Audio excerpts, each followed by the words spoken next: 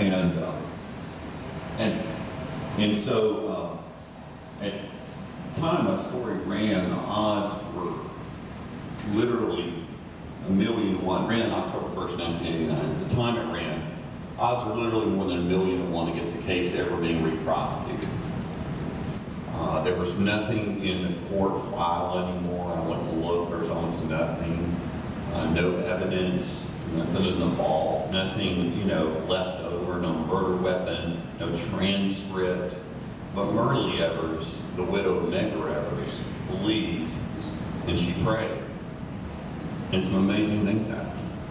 A couple months later, Jackson police are cleaning out a closet, happened to find a box containing crime scene photographs of the killing of Medgar Evers, including the fingerprint of Byron D. LeBeckwith lifted from the murder weapon. A couple months later, Myrlie Evers shared with me her copy of the court transcript that she had saved in a safety deposit box. And a few months after that, the prosecutor in the case found the murder weapon in his father-in-law's closet. Isn't that amazing? That is worthy of applause. All these things that had happened did happen. And they did make a movie about this, and some of y'all may have seen it with Whoopi Goldberg and Alec Baldwin. It's called Ghost in Mississippi. I'm portrayed in the film, which is an interesting experience, I have to tell you. Because there's nothing my character said in real life, that gets said in the movie. But anyway, that's all right. But sometimes people ask me, well, there's two questions I do about the film are, were you portrayed accurately, and did you get a lot of money? And the two quick answers are no and no. I didn't get any money. And there's nothing, like I said, that I actually said in real life that's on screen. But another question I sometimes get about the film, James Woods plays Byron D. LeBeckwith in the movie. And he does a great job and got nominated for an Oscar for that. But sometimes people ask me, well, is Beckwith, was he really that racist? You know what the answer is? He's actually more racist than they portrayed him in the movie. I know it's hard to believe. But I got to go interview Byron D. LeBeckwith. He lived in Signal Mountain, Tennessee, which is just outside of Chattanooga. And so I wound up, in order to go talk to him, by the way, I had to pass the quiz. And the quiz went like this: are you white? Where'd you grow up? Where do you go to church? What are your parents' names? Where do you live? And I could have refused to answer all those questions, but when it comes to when the word guilty rang out, you could hear. So it was amazing. You could hear the waves of joy cascading down the hall, till it reached a foyer full of people, black and white, just erupted in cheers. And I just felt chills, because I knew that really began my journey. Began my journey to look at other cases as well. And so I met with Mrs. Damer, Mrs. Vernon Damer, Ellie Damer, in Hattiesburg, Mississippi. I'm sure some of y'all know the story of Vernon Damer. Those who don't, I'll tell you this part about him and his family. He joined the NAACP just after World War II. And some of y'all know, because you lived through it, what a dangerous time that was. To just belong to the NAACP in those days could get you killed. And so he was a part of that. He was very much interested, realized that the key to eliminating second-class citizenship was the vote. And he pushed the vote. And so the Klan didn't like that. Attacked what it was is their little store there. They had a home there, and then next to it had a little grocery store, okay? And so he got permission from the county. He lived out in about 6 miles north of town. they were going to let him have people pay their poll taxes. They were still having to pay poll taxes in those days. But it was poll taxes, literacy tests, all those things were all in the 1890 Constitution. And so basically he was going to allow people to pay their poll taxes at his little grocery store, okay? So the Klan found out about that. Ended up attacking him and his family in the middle of the night, January 10th, 1966. Firebombed their house. 2 o'clock in the morning, frigid night. He woke up, heard the shot, smelled the smoke. So he grabbed his shotgun and ran to the front of the house, began firing back at the Klansmen so his family could escape safely out a back window. Unfortunately, the flames of the fire seared his lungs, and he died in its stead. A few weeks later, in the mail came his voter registration card. He had fought his life for all his whole life for the right of all Americans to be able to vote, but never been able to cast a ballot himself. The guy who ordered his killing was a guy named Sam Bowers, who's head of White Knights, the Ku Klux Klan in Mississippi, responsible for at least 10 killings. Here in Mississippi, we know probably more, at least 10. Bowers had been tried in that case and never been convicted.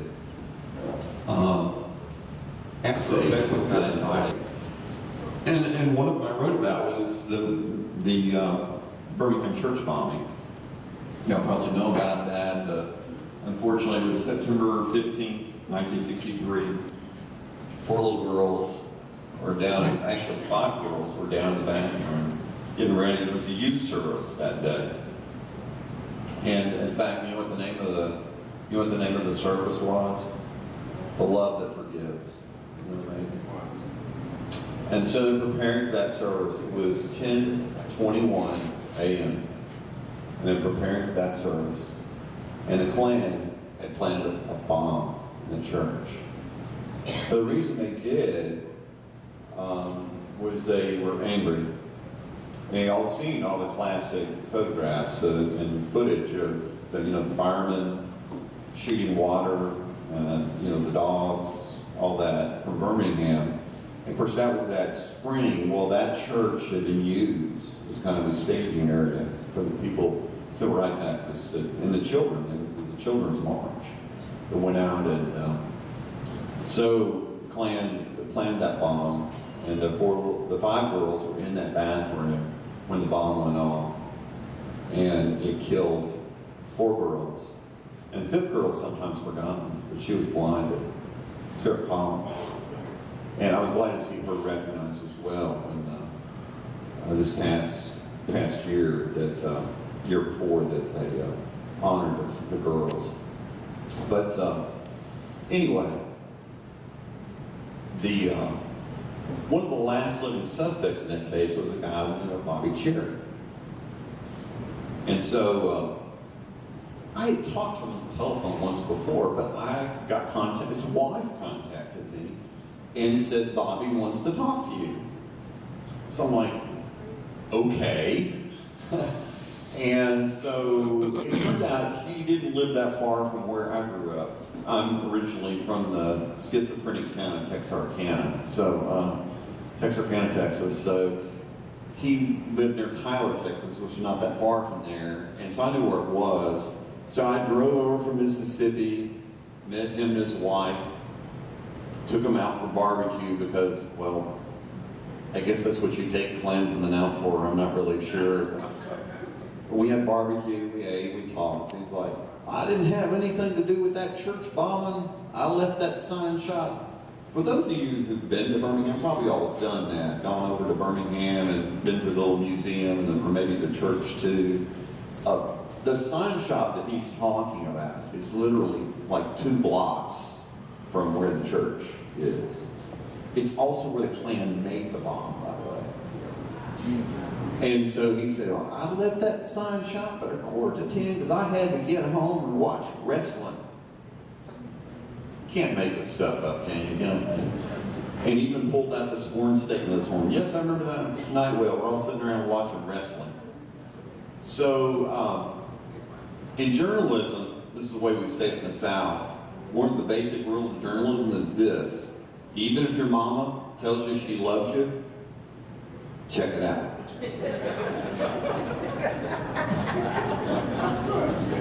So I did. And so I talked to our librarian, Susan Garcia, and said, just check with the Birmingham News and see what was on TV. And that night, and y'all that are my age or older, y'all remember how they used to have the boxes in the newspaper that would have the entire television schedule in, like, you know, a really small box, basically. And so the next day I got an email from Susan. There was no wrestling. I think Trina had been wrestling on for years, right? Amazing. And so obviously I wrote about that. So Bobby Cherry got arrested in that case. I'd heard he had something to do with the beating of Fred Shellsworth. Now some of you, I would assume most of you probably have heard of Fred Shellsworth. He's probably one of the bravest guys in the civil rights movement in Birmingham. He was beaten repeatedly. His church was bombed. His house was bombed. I mean, all these things had happened to him. My favorite story of those is he was beaten so severely that he had to go to the hospital, and you know, they found out he was going to be okay, and he told the doctor, well, the Lord knew I lived in a hard town, so he gave me a hard head. So I've always loved that. Loved it, and I got to meet him. It was a real honor to meet him. Trying to enroll in the school. This white mob gathering just proceeded to beat him mercilessly, and that's how he went into the hospital. So, anyway, as I mentioned, I've heard Bobby Cherry had something to do with that, and so in the mail one day, I get this big, thick biography of Fred Shellsworth. I don't know if you're like me, but the first thing I do when I get a big, thick book, look at the picture. So I'm flipping through the pictures, and there's a picture of the beating of Fred Shellsworth in the book. And I'm looking for Bobby Cherry, you know, and there's nothing to make out. It's kind of a real distant shot. So I called the office and said, hey, are there any other pictures of the beating of Fred Shellsworth? It's like, there's footage of it. Like, you're kidding. So he pointed me to this old CBS documentary, so I got the documentary, and Ted Guy put it on a computer, and so if I slow it down and look at it. And Bobby Cherry had kind of a semi-stream son as a truck driver. He used to come through Jackson. So I called him up. I said, hey, would you mind coming by and looking at this? He said, sure. So he came by one day and I played it for him. He's like, yep, there's Dad. He even pointed out something I didn't see. He's like, yeah, you see him reaching in his right front pocket? That's where he kept his brass knuckles. Sure enough, you can see him pull his brass knuckles out and just waylay Fred Shellsworth. So when Bobby Cherry went on trial, they showed that footage of him beating Fred Shellsworth, and they introduced the television laws that showed there was no wrestling. And he was convicted and got 4 life sentences. Absolutely. The case I've written the most about has been what's sometimes called the Mississippi Burning case. I mean, the reason for the name is the FBI gave that name. Obviously, the church burning, an African-American church was burned to the ground over in Neshoba County. And that was really what prompted, you know, the Klan burned it down to basically try and lure the civil rights workers over there. And beat members, Bud Cole, his, and some others over there. But you probably know that story. I mean, the 3 civil rights workers were investigating that church fire. They're on their way back here when Cecil Price, who was a deputy in Neshoba County, pulled them over for, quote unquote, for speeding, put them in jail, and basically then released them in kind of the waiting hands of the Klansmen.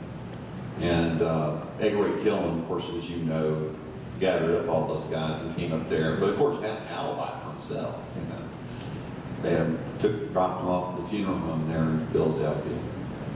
So, anyway, remember what I told you before? I said if someone tells me I can't have something, I want to like a million times worse. Well, Sam Bowers, who never, ever, ever gave interviews to the press, hated the press, gave an interview to the Mississippi Department of Archives and History.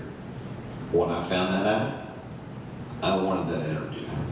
And so I was eventually able to get my hands on it, even though it was sealed. And in that interview, Bowers talked about the 1967 federal trial, which was right here. And are they going to do anything with the courthouse? Are they going to, is it still operating? Or I hope they can do something with that. I mean, that would be wonderful. It could be, yeah, that's what I'm talking about, federal courthouse. I would hope they can do something with that, so it's not lost. So anyway, Bowers talked about the trial. Now, nobody had ever been tried for murder, okay? More than 20 guys involved, nobody ever prosecuted for murder. And I gotta be honest with you, that horrified me. The fact that you could have more than 20 people involved in the murders of 3 people and nobody ever got tried for murder. I mean, that's horrifying in and of itself, isn't it? But there was that the federal trial, as you know, here on federal conspiracy charges. And there were 18, you know, there were 7 convicted, that included Bowers. And the rest of the 18 forswore. So in this interview, this is what Bowers said. He was, and this is a direct quote, quite delighted to be convicted and have the main instigator of the entire affair walk out of the courtroom a free man. And he was referring to Edgar Ray Killen, or as he's known locally, Preacher Killen. So I called Preacher Killen up. We talked for quite a while. At some point he finally said, there's some guy in Jackson just keeps stirring things up and stirring things up and stirring things up, and I just didn't have the heart to tell him what he needed. So I took him and his wife out for catfish. Like feeding them in Klansmen. So we went out, we ate catfish, we talked. And I asked him if he had anything to do with the killings of the 3 civil rights workers. He said no. I said, well, what do you think should happen to the people that were responsible for that? And he said, I'm not going to say they were wrong. And then he proceeds to tell me the story about himself. When Martin Luther King was assassinated in 1968, the FBI had no idea who did it. So they sent out agents everywhere, including 2 of them at his doorstep. One knows whereabouts on April 4th, 1968. He wouldn't talk. But the agent left his card. So time goes on. One day, Preacher Killen picks up the card, calls the agent. Wants to know who killed King. And the agent's like, why do you want to know? Killen says, man, I want to shake his hand. You know, I have people, you know, they'll see the photographs or they see the footage of these Klan guys and they're going to trial or they're going off to prison, and they'll say to me, Jerry, why don't you just leave these old guys alone? And you know what I tell them? These were young killers. They just happen to get old. Edgar Ray Killen was convicted on the exact anniversary of the killings of these 3 civil rights workers. In 2005. Am I doing okay in time? And y'all remember, a number of you, back in 64, if you were poor, you didn't have a car. And you hitchhiked. Hitchhiking was pretty common, white or black. You're poor, you hitchhiked. So these 2 African-American teenagers, both 19 years old, Henry Hezekiah D. and Charles Eddie Moore, were hitchhiking and just trying to get back home to Meadville. And Klansman by the name of James Floyd Seal pulled up in his Volkswagen, pretended to be a government agent, ordered him into the car. So they got in the car. What these 2 kids unfortunately didn't know is there was a whole carload of Klansmen behind them. Drove them out in a remote area, which there are plenty of those, you know, in Mississippi. and beat them and beat them and beat them. Load them in the back of a Ford, in the trunk, drove to the Mississippi River, duct taped their mouths, tied their wrists, tied their ankles, took them out in a boat, one by one in the middle of the Mississippi River, and threw them up on the side, where they burned. Not about you, that if someone does something like that, don't they deserve to be punished? No matter how long it's been? Absolutely. 10, 20, 30, 40, 50, it doesn't really matter, right? There's a reason there's no statute of limitation. Summer 2007, James Ford Seal was convicted on federal charges and given 3 life sentences in that case. And it's a matter of faith with me, but I believe God's hand has been involved in all these cases. I really do. But the most amazing thing that I've witnessed has not been the convictions. It's been some of the racial reconciliation. Not too long after Sam Bowers was convicted, Billy Roy Pitts testified in a hearing. When he got done, he walked to the back of the courtroom. And guess who he ran into? The widow of Vernon Damer, Mrs. Damer, and several of the Damer children were there. And Billy Roy Pitts apologized to Mrs. Damer and asked her to forgive him for killing her husband. And she forgave him. And she began to cry. And the Damer children who were there began to cry. And he began to cry. And isn't that what God does for us? Forgives us and we have no business being forgiven. And isn't that really what redemption is all about? Trying to make things right, even when they've gone so terribly wrong in the past. May God bless you in your journey of redemption. Thank you so much for your time. I appreciate it.